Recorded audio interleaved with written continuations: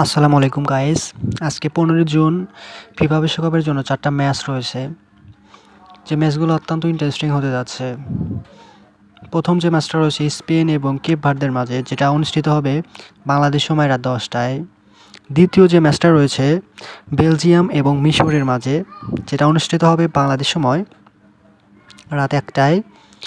তৃতীয় যে ম্যাচটা রয়েছে সৌদি আরব এবং উরুগুয়ের মাঝে, যেটা অনুষ্ঠিত হবে বাংলাদেশ সময় ভোর 4টার সময়।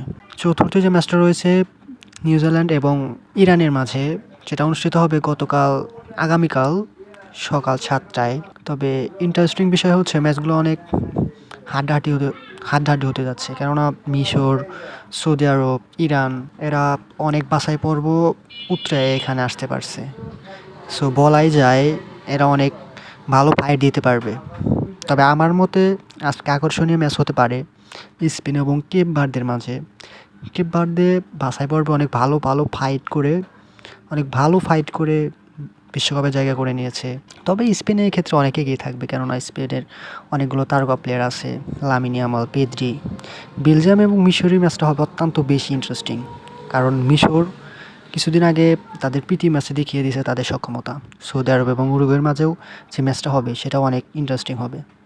তবে বেলজিয়াম, স্পেন, উরুগুয়ে অনেকটুকু এগিয়ে দেখাই যাচ্ছে।